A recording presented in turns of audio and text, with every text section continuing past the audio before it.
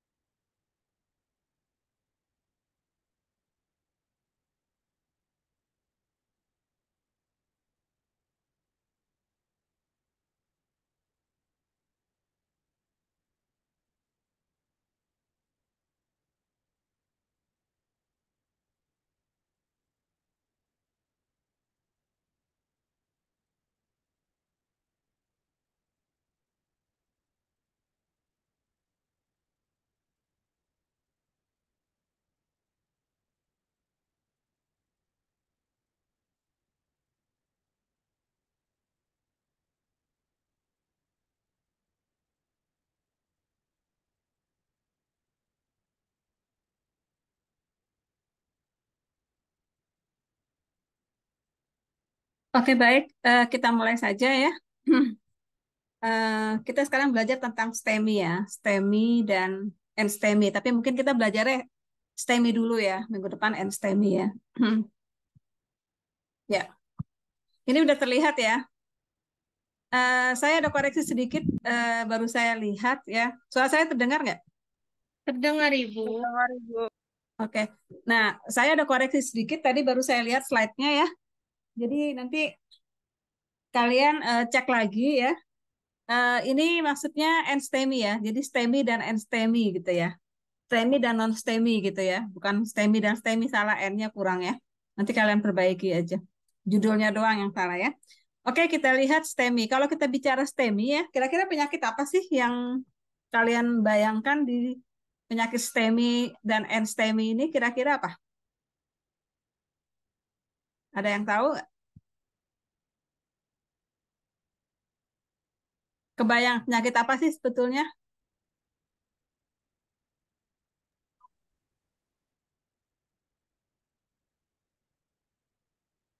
Coba, siapa yang tahu? Jantung. Serangan jantung, Bu. Serangan jantung ya. Oke, berarti ini ada kaitannya dengan serangan jantung, benar ya. Tapi serangan jantung yang seperti apa kan kita kemarin sudah bicara angina pectoris seperti itu ya. Jadi serangan jantung itu macam-macam kan, kayak gitu. Nah, kita udah bicara angina pectoris kemarin. Sekarang kita bicara STEMI ya. Jadi banyak tuh serangan jantung ya. Kalau kita disuruh farmasi disuruh mendiagnosa memang nggak bisa. Kenapa nggak bisa ya? Karena apa namanya? eh bukan kewenangan kita ya mendiagnosa penyakit begitu ya. Oke, ini sekarang kita lihat ininya penyakit jantung ya. Jadi penyakit jantung sendiri itu iskemik ya, penyakit jantung iskemik gitu ya. Itu ada dua ya. Itu ada yang koroner, ada yang akut ya. Penyakit jantungnya bisa koroner, bisa akut. Jadi PJK dan PJA ya, penyakit jantung koroner dan penyakit jantung akut sama itu ya, seperti itu. Nah, kalau penyakit jantung koroner itu angina pectoris yang stabil ya. Kita udah bicara angina pectoris yang seperti itu ya. Jadi kalau kemarin kan buka lagi videonya ya, video itu untuk belajar loh ya. Kalau ujian nanti bisa dari video juga. Jadi kalau penyakit jantung koroner, koroner itu sudah lama lah ya, kronis juga gitu ya. Maka dia disebut sebagai angina pectoris yang stabil. Tetapi kalau dia akut ya, sindroma akut atau sindroma koroner akut, maka dia masuk ke angina pectoris yang tidak stabil gitu ya. Bisa juga dia masuk ke dalam NSTEMI. NSTEMI itu apa sih gitu ya? Jadi infak miokard tanpa elevasi segmen ST ya. Ini singkatannya, tanpa elevasi segmen ST. Ya, miokard infak, MI itu miokard infak ya. Jadi di sini ada STEMI, ada non STEMI ya, ada NSTEMI. Bedanya ada di mana gitu ya? Kalau NSTEMI dia termasuk yang akut ya dua-duanya. Kalau NSTEMI itu adalah serangan pada miokard ya, infarksi serangan, serangan pada otot jantung, tapi nggak ada peningkatan segmen ST gitu ya. Jadi kalau kita lihat rekaman apa namanya EKG-nya ya, dia nggak ada elemen ST yang meningkat. Tetapi kalau misalnya dia STEMI itu ada peningkatan elemen segmen ST-nya. Jadi bedanya di situ ya. Tapi dua-duanya termasuk sindroma koroner akut ya. Oke. Nah, di sini kita lihat penyakit chest pain tadi ya. Chest pain itu penyakit eh, dada ya atau sakit pada bagian dada ya, seperti itu. Nah, di sini ada yang ST-nya meningkat, ST-nya tidak meningkat ya, non ST elevation. ST itu kayak gelombang gitu ya, gelombang di rekaman jantung. Ini nggak meningkat ST-nya. Dan ada yang meningkat. Jadi kalau dia meningkat, dia masuk ke STEMI. Kalau dia tidak meningkat, eh, itu harus dicek lagi ya. Apakah kardiak biomarkernya seperti apa? Kardiak biomarker itu penanda ya. Jadi kan dokter juga kan harus ada penanda ya. Kenapa? Untuk memastikan lagi. Nah, kardiak biomarkernya gimana? Misalnya ada CK. CK ini ada di bawah kreatinin kinase ya. CK, kreatinin kinase dan ada juga CKMB ya. Ini isoenzim dari kreatinin kinase ya.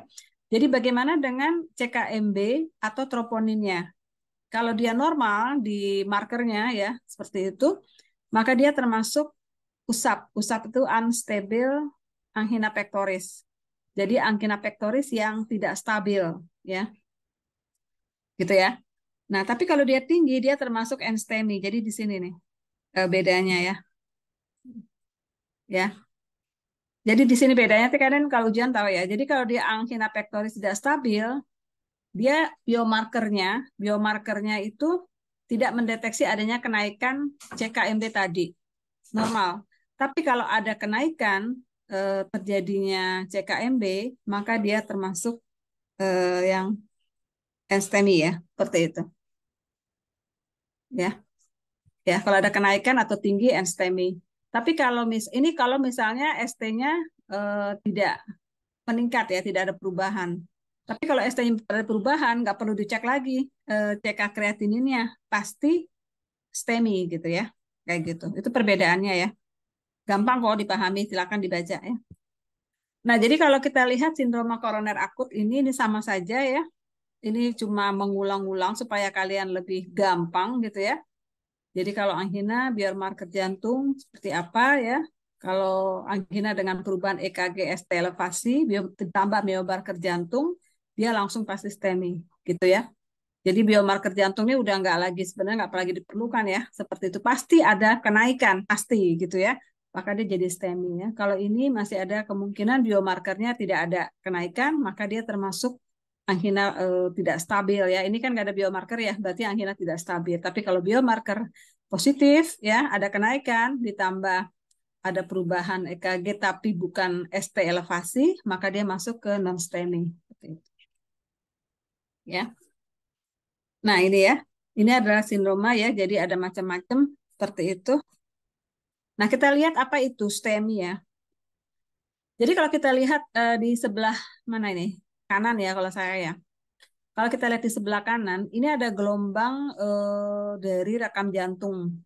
Ya, rekam jantung. Ini kita bicara sedikit aja ya. Kita bukan spesialis jantung, saya juga bukan, tapi kita bisa mengetahui bahwa yang normal itu adalah seperti ini bentuknya nih. Ada gelombang-gelombang irama jantung ya istilahnya ya. Nah, di sini ada gelombang ST segmen namanya. Nah, ST segmen. Normalnya begini nih ST segmen tuh. Tetapi kalau ternyata dia ada peningkatan naik begini, ini kan peningkatan nih. Kalau ini kan turun ya, ada peningkatan ST-nya, maka ini disebut sebagai STEMI. Jadi ada peningkatan. Jadi gelombang ST-nya meningkat seperti itu. Itu yang disebut sebagai STEMI. Ya, jadi bisa kebayang ya, irama jantung. Nah, jadi ini adalah rusaknya bagian otot jantung secara permanen akibat insufisiensi aliran darah koroner. Jadi aliran darah koroner itu tidak apa ya, tidak sempurna ya, kekurangan aliran darah oleh proses. Nah, prosesnya apa? Bisa degeneratif ya. Degeneratif itu karena misalnya faktor umur ya, udah lemah dan sebagainya. Atau banyak dipengaruhi dengan mungkin ada penyumbatan dan sebagainya ya. Jadi banyak lah. Keluhannya apa? Keluhannya nyeri dada, peningkatan enzim jantung tadi biomarker ya, ada ST elevasi pada pemeriksaan EKG. Seperti itu. Ya. Seperti itu keluhannya ya. Jadi semuanya harus terpenuhi ya. Jadi bukan hanya ada nyeri dada langsung STEMI, enggak. Lihat dulu enzim jantungnya, lihat dulu rekam jantungnya gitu ya. Jadi nggak bisa kalau salah satu aja terus dinyatakan positif gitu ya. Seperti itu. Mungkin kalau ada peningkatan enzim jantung dan ST meningkat masih bisa kita bilang STEMI ya, nyeri dadanya, tapi nggak mungkin nggak nyeri dada ya. Kalau kayak gitu pasti kan ada kekurangan oksigen. Nah, jadi STEMI adalah cermin dari pembuluh darah koroner yang tersumbat total sehingga aliran darahnya benar-benar terhenti. Otot jantung diperdari tidak dapat nutrisi dan oksigen dan akhirnya mati. Ya, itu yang bahaya ya. Nah, ini namanya kadang-kadang bilang, oh dia jantung gitu ya. Mungkin saya jantungnya STEMI ya, akut gitu kan. Jadi kalau kita lihat normal, ini ada fatty streak ya, fibros. Ini ada arteriosclerotic plaque, ada plak. Kemudian di sini plaknya membesar menjadi trombosit yang menyumbat pembuluh darah. Nah, ST segment elevation dengan patologi Q-wave formation ya, ini ya tadi udah kita lihat ya. Nah, ini membandingkan antara STEMI dan non-STEMI ya. Nah, kalau kita lihat rekam jantungnya normalnya seperti ini. Ini fase yang saya kursor ini fase ST ya, seperti ini. Kalau yang STEMI dia naik, yang harusnya kan begini, turun dia ada kenaikan. Kalau yang STEMI dia justru sebenarnya kalau dilihat dari gambar normal, dia ada turun ya sedikit ya. Bukannya naik, malah turun nih, lihat tuh. ST-nya di dispersion gitu ya, jadi turun.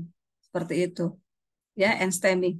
Atau bisa juga kalau kita lihat gambaran ECG-nya itu adalah EKG-nya tuh adalah kalau misalnya dia di sini ada gelombangnya ya, gelombang apa namanya nih? Saya kurang tahu juga ya, ada gelombang apa di sini bahasa kedokteran ya. Nah, ini kan agak naik ya. Tetapi kalau NSTEMI dia justru agak turun tuh. Tuh. Nah, sebetulnya dari ECG-nya atau EKG itu bisa kelihatan ya apa bentuk rekam jantungnya seperti apa. Ya, ini persamaan. Jadi ini udah sangat banyak sekali slide yang menyatakan perbedaannya. Silakan dipelajari dan nanti kalau ujian jangan sampai salah ya. Jadi STEMI itu ada elevasi, kalau STEMI ada depresi justru, ya. Jadi kalau STEMI elevasi gelombang ST, kalau STEMI justru depresi tadi ke bawah ya kita lihat ya, atau inversi gelombang T dan STT-nya non spesifik pada EKG. Lalu di sini oklusi total pembuluh darah. Ya, kalau di STEMI dia memang sudah tersumbat secara total. Ya, yang ini bisa menyebabkan kematian tuh karena dia tersumbat total. Kalau ini hanya parsial di otak, gegar otak parsial istilahnya. Ya, bisa juga penyumbatannya ada di otak dan sebagainya ya. Infak miokard transmural, infak subendokard ya. Jadi ini posisi jantungnya ya. Kita nggak perlu sampai dalam. Apa sih transmural? Itu panjang lagi urusannya ya. Otot jantung dan sebagainya nggak perlu. Cepat kita ketahui bahwa ini ada di subendokardnya. Ini ada di miokard transmural kejadiannya. Nah ini perlu kalian ketahui ya. Di sini ada bentukan fibrin. Ada benang-benang fibrin ya untuk pengumpalan darah ada dibentuk di sini. Kalau ini trombosit, penggumpalan trombosit. Nah, kemudian umumnya single vessel penanganan manajemen medis atau PCI ya, status darurat medis cenderung multivessel. Kemudian di sini diberikan PCI atau intravena trombolitik ya, seperti itu. Sama sih sebetulnya rata-rata memang diberikan apa antikoagulan lah ya, anti angin atau antikoagulan ya. Nah, cenderung di sini statusnya darurat medis ya, artinya langsung bisa apa serius fatal ya meninggal. Kalau NSTEMI cenderung apa bisa kecacatan begitu ya, mendesak tapi tidak darurat tapi bisa menimbulkan kecacatan dan cenderung pasien NSTEMI itu memiliki lebih banyak komorbiditas daripada STEMI begitu ya. Ini obat-obatnya ya bisa dilihat persamaannya sama ya. Ada enzim miokard, biomarker enzim ada ya, serangan jantung, sindroma akut, pemberian antiplatelet atau kegunaan ini sama ya. Ya, kita lihat kreatinin kinase CK atau isoenzim ya. Kreatinin kinase MB ya, isoenzimnya ya. Ini enzim yang paling spesifik untuk mendiagnose infak jantung gitu ya. Ini paling spesifik enzimnya begitu. Jadi tidak ada enzim lain yang bisa mendeteksi ini. Nah, laktat dehidrogenase atau LDH dan isoenzim juga perlu diperiksa pada pasien yang datang terlambat berobat. Ya, jadi kalau ada pasien dia datangnya nggak dalam waktu dekat gitu ya, terlambat berobat, itu bisa diperiksa LDH-nya. Karena LDH ini baru meningkat dan mencapai puncaknya setelah sampai 3 hari dari serangan. Ya, jadi lebih lambat daripada CK, sehingga bisa dideteksi. Nah, diagnosis ini ditegakkan berdasarkan anamnesis nyeri dada yang khas, kemudian gambaran EKG-nya ya seperti itu. Elevasinya meningkat lebih dari 1 mili, minimal pada 2 sadapan berdampingan ya. Kemudian ada pemeriksaan enzim jantung, terutama troponin yang meningkat, memperkuat diagnosis. Namun keputusan memberikan terapi revaskularisasi tidak perlu menunggu hasil pemeriksaan enzim. Artinya kalau kita menunggu, kalau seorang dokter menunggu hasil apa namanya pemeriksaan enzim nggak ketolongan orangnya ya. Jadi mau STEMI kayak mau STEMI kasih dulu revaskularisasi. Jadi di apa ya di apa dilebarkan dulu begitu ya atau ditangani dulu diberikan terapi dulu tanpa menunggu hasil pemeriksaan enzim ya. Nah, jadi kalau kita bicara SKA sindroma koroner akut ya, ini adalah sekumpulan gejala dan tanda yang merujuk pada penyumbatan arteri koroner secara akut yang menyebabkan infak sel miokard. Kalau yang kronis itu bersifat kronis, nyeri dada bersifat intermittent dan dapat membaik dengan istirahat. Jadi kalau kronis itu sebetulnya masih bisa dengan rest dulu ya, istirahat. Karena otot jantungnya beradaptasi dengan penyempitan pembuluh koroner yang semakin bertambah setiap tahunnya. Ini faktor resiko ya, faktor resikonya.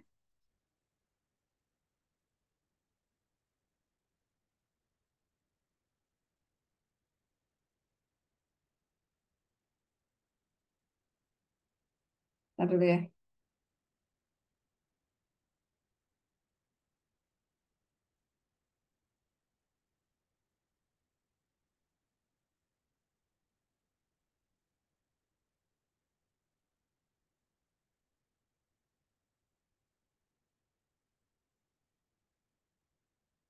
Nah, faktor risikonya itu dislipidemia, ya, merokok, hipertensi, diabetes mellitus. Ini adalah faktor-faktor di mana kemungkinan orang itu bisa di-trigger menjadi penyakit jantung tadi ya. Jadi mungkin ada lipid gitu ya, kemungkinan perokok berat, diabetes, riwayat CAD ya, kemudian laki-laki usia sekian, perempuan usia sekian, gaya hidup seperti apa ya, kelainan sistem koagulasi, inflamasi kronik, berbagai risiko genetik dan sebagainya, macam-macam lah ya. Jadi ini faktor risiko tuh nggak bisa diapa-apain ya, paling bisa diminimalkan saja ya.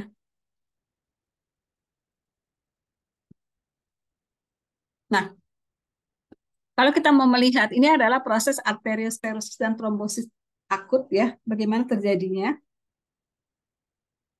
Nah, ya.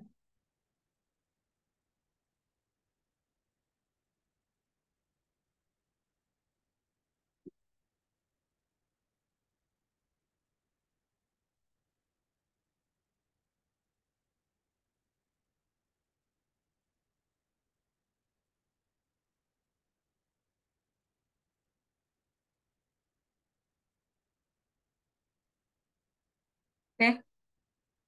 Eh, tadi sampai mana sih? Oh ya, oke. Oh ya, ini udah ya. Faktor resiko, ada penyakit. Oke. Nanti kalian kalau bingung CAD itu apa sih singkatannya? Coroner artery disease ya. Jadi misalnya dia punya penyakit jantung arteri apa koroner arteri ya. Jadi ada masalah di koronernya, di arterinya, apapun gitu ya masalah. Walaupun belum sampai serangan CAD ya, itu bisa jadi faktor risiko terjadinya tadi ya, STEMI dan STEMI tadi ya. Oke, kita lihat proses arteriosklerosis dan trombosit akut ya. Jadi kalau kita lihat ini adalah otot eh, smooth muscle cell ya. Jadi ini masih masih bagus gitu ya. Sel muscle yang masih bagus. Kemudian di sini ada limfosit dan makrofag ya. Ada T limfosit. Ini dua-duanya ini adalah sistem imun ya, sistem imun yang apa ada dalam tubuh kita. Nah, dia nanti akan masuk ke sini gitu ya. Ini yang biru-biru nih adalah limfosit T ya. Kemudian makrofagnya ada di sini. Nah, kemudian kalau dia masuk ke dalam smooth muscle cell ini yang masih halus, yang masih bagus ya, seperti ini ya. Kemudian di B itu terjadi rupture plak trombosit ya. Kalau yang A itu arteriosklerosis begitu ya. Kalau yang B itu rupture plak trombosit ya, seperti ini. Jadi ada rupture ya. Nih, kalau kita lihat nih di sini ya ada rupture ya. Ada terjadi plak atau apa ya, plak trombosit ya. Jadi sel trombositnya tuh sampai keluar begitu ya dari ini kan harusnya nggak ada ya. Nah, kemudian yang C ini adalah semakin membesar. Jadi arterial trombosit namanya ya. Kalau ini baru berupa plak, ini sudah menjadi arterial trombosit. Kemudian yang D ini fibrinolisis dari trombus ya. Jadi trombusnya di apa di fibrinnya dilisis begitu ya. Seperti itu. Jadi ini adalah proses arteriosklerosis dan trombosit akut ya. Jadi bagaimana terjadi? Jadi mungkin ada masalah juga dengan sistem kekebalan tubuh ya. Kenapa T limfosit dan makrofag ini jadi begini? Mungkin ada pemicunya dia bisa keluar ya, entah karena memang dia faktor genetik, entah karena dia kena virus, entah karena faktor imunitas tubuhnya dan sebagainya ya, macam-macam ya, seperti itu. Nah, Anamnesisnya ya, angina merupakan manifestasi nyeri alih akibat iskemi miokard yang digambarkan seperti rasa tertekan atau berat daerah retrosternal menjalar ke lengan kiri, rahang, bahu, epigastrum ya. Bentar ya.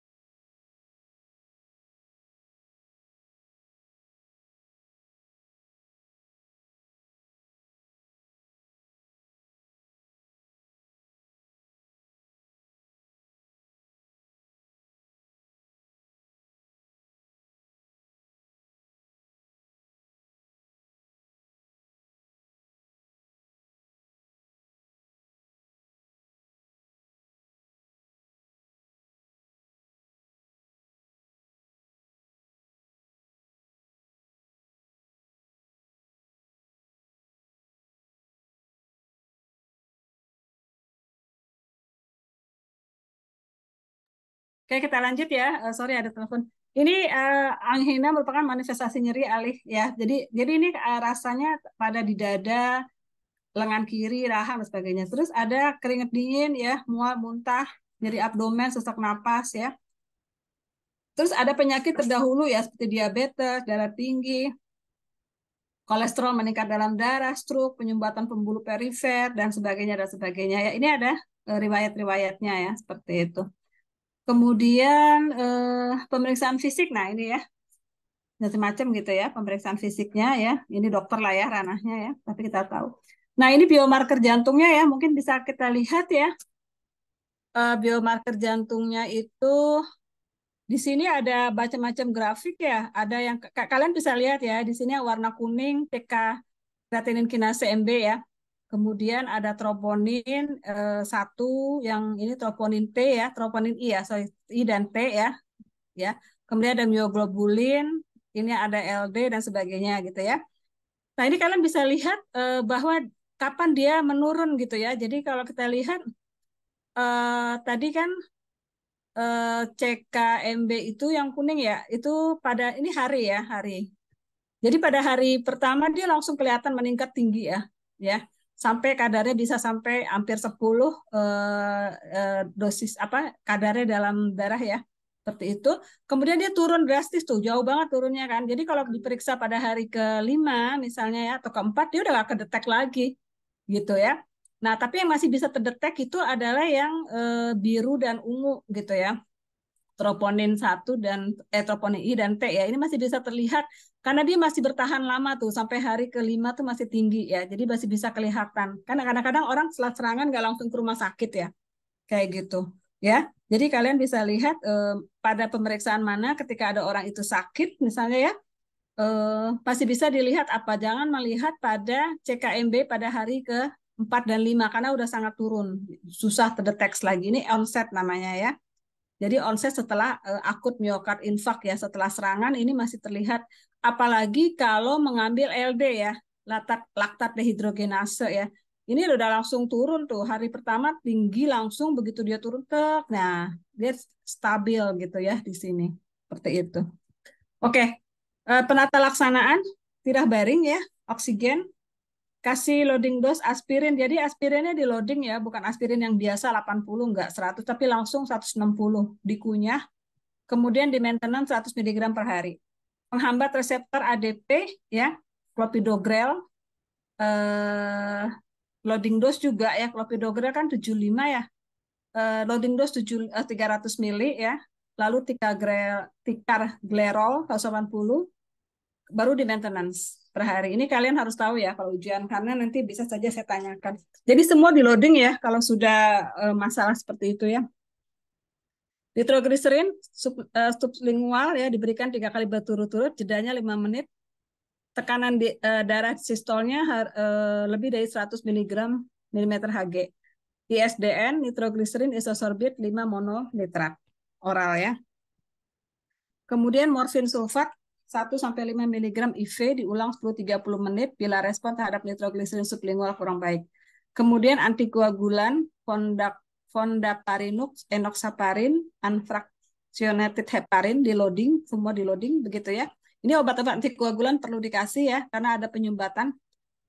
Anti remodeling, captopril, statin ya, simvas, atorvastatin dan sebagainya. Oke, sekarang kita lihat bagaimana memprasangkakan istilah kedokternya prasangka dari SKA ya, koroner akut ya. Bagaimana? Jadi ini ada 4 ya, non kardiak bisa bukan dia kalau koroner akut bisa bukan dari jantung ya, bisa angina stabil, kemungkinan SKA dan definitif ya, definitif pasti ya. Kalau kemungkinan SKA kita lihat EKG-nya, marka jantungnya seperti apa. Kalau dia normal diobservasi 12 jam sejak awal dari angina ya. Di sini nanti kita lihat lagi angina berulang atau tidak ya, seperti itu. Kalau tidak berulang EKG-nya bagaimana? Tidak berubah ya. Marka jantungnya normal. Kalau dia anginanya berulang, EKG-nya ada perubahan ST atau tidak ya. Misalnya ada perubahan ST dengan gelombang T, maka jantungnya positif, maka definit SKA. Lanjut dengan terapi NSTEMI.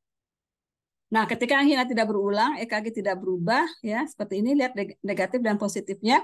Kalau negatif bukan SKA atau risiko rendah SKA ya, jadi bukan koroner akut begitu ya. Cukup dipantau rawat jalan. Tapi kalau dia positif ya, positif artinya angginanya berulang, EKG-nya tidak berubah, marka jantung normal ya. Kemudian diagnosisnya definitif atau sangat mungkin SKA seperti itu ya. Seperti itu. Jadi kalau misalnya ini terjadi ya seperti ini. Kalau dia tidak berulang, kemudian bisa negatif ya, bisa juga resiko rendah SKA. Jadi SKA-nya rendah gitu ya. Seperti itu. Nah, kalau definitif misalnya nih kita lihat ya tanpa elevasi ST atau ada peningkatan. Kalau tanpa elevasi ST masuk ke sini ya. Lihat lagi EKG-nya bagaimana, marka jantungnya seperti apa ya. Kemudian lanjut ke ada perubahan ST atau tidak dan atau gelombang T. Angginanya berlanjut atau tidak, marka jantungnya positif atau tidak, hemodinamiknya bagaimana, normal atau tidak. Kalau dia semua positif ya, berarti abnormal dan sebagainya, maka dia diterapi dengan NSTEMI. Tapi kalau elevasi segmen ST-nya segmen ST-nya elevasi meningkat, ya, maka evaluasinya untuk terapi reperfusi. Jadi ini istilah-istilah yang mungkin kalian bisa lihat ya, tapi saya kira saya tidak akan bertanya di sini nanti karena ini benar-benar harus dokter ya, bukan kita ya. Kita terkait obatnya. Karena ini farmakoterapi kan harus tahu. Nah, reperfusi dan fibrinolisis. Terapi reperfusi diindikasikan untuk semua pasien dengan gejala timbul dalam 12 jam dengan elevasi segmen ST menetap maupun LBB baru ya. Primary percutaneous koroner, fibrinolitik ini diberikan sebelum PCI bila tidak dapat dilakukan dalam kurang dari 120 menit ya. Lalu diberikan streptokinase, alteplase secara bolus. Jadi semua obatnya adalah diberikan dalam bentuk injeksi seperti itu ya. Oke, kita lihat algoritma dari STEMI ya. Bentar. Nah, algoritma STEMI ya. Jadi bagaimana terapi? Nah, ini perlu kalian ketahui ya. Jadi kalau tadi ada PCI itu apa sih? Nah, di sini ada ya. Silakan kalian lihat. PCI itu adalah percutaneous coroner intervention. Jadi suatu intervensi eh, koroner secara perkutan gitu ya. Atau istilah kedokteran disebut kayak coronary angioplastis. Jadi suatu prosedur ya, intervensi atau prosedur terapi untuk membuka penyempitan atau stenotik pembuluh darah arteri jantung ya. Jadi nggak tahu saya prosedurnya juga saya belum pernah lihat karena saya bukan dokter ya. Jadi ini prosedur untuk membuka arteri jantung yang mengalami penyempitan akibat penyakit jantung koroner karena adanya kolesterol. Itu namanya PCI. Ya, nanti boleh lihat di Google atau di YouTube PCI kayak gimana sih prosedurnya ya. Nah, jadi di sini adalah algoritma STEMI ya. Jadi pertama, kalau dia kena STEMI ya, berikan oksigen, sublingual nitro, aspirin, clopidogrel, beta blocker. Ini boleh ya. Kemudian lihat gejalanya. Kalau gejalanya kurang dari 12 jam, dilakukan reperfusi terapi dengan dua cara ya, bisa PCI ya, tadi seperti itu, membuka arteri jantungnya. Kemudian diberikan, ini adalah antikoagulan semua ya, heparin begitu ya, seperti itu. Dan berikan fibrinolitik juga sama ya, heparin seperti itu ya. Nah, kalau gejalanya lebih dari 12 jam, dilakukan PCI atau CABG atau pemberian fibrinolitik seperti itu dan clopidogrel. Nah, ini kemudian diberikan beta blocker, ACI, aspirin seperti itu ya. Semuanya diberikan beta blocker, ACI, angiotensin converting enzyme inhibitor ya. ACI itu singkatan angiotensin converting enzyme inhibitor. Jadi penghambat enzim angiotensin, kemudian juga aspirin. Ini algoritma STEMI-nya. Ya. Oke, kemudian kita lanjut nih sekarang jam berapa ya? 8.45 ya, kita sampai jam 9. Oke, manajemen jangka panjang.